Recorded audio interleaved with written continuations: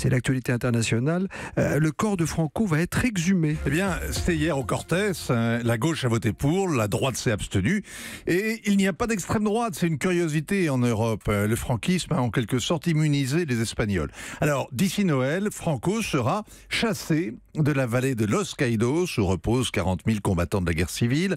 43 ans après sa mort, le caudillo devient SDF, sans domicile funéraire.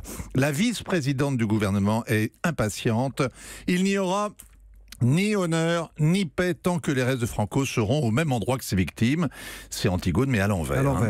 Il y a encore des détails à régler. La famille refuse, l'église hésite. Le Premier ministre Sanchez a tweeté « Aujourd'hui, un pas historique. Aujourd'hui, notre démocratie est meilleure. Quand on écrit l'histoire, il ne faut pas hésiter devant les majuscules. » Il y a deux façons d'écrire l'histoire. En imposant sa volonté aux événements, ou alors en rectifiant les manuels et en désignant les bons et les méchants. D'un côté, les grands hommes et la patrie reconnaissante, de l'autre, les hommes politiques qui trouvent la reconnaissance dans les sondages. C'est vrai, en deçà des Pyrénées, et ça l'est au-delà. Hier, il y avait d'un côté le corps disparu de Maurice Audin, et puis de l'autre, la momie encombrante de Franco. Pedro Sanchez joue à SOS Fantôme, parce que Franco le sauve d'une rentrée très difficile. Et pourquoi difficile ?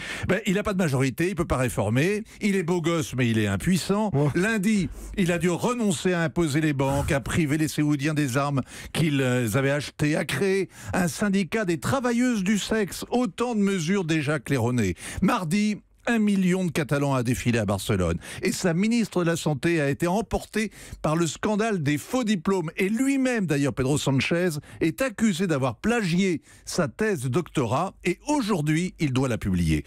Évidemment, c'est une thèse de sciences politiques. C'est pas une thèse d'histoire.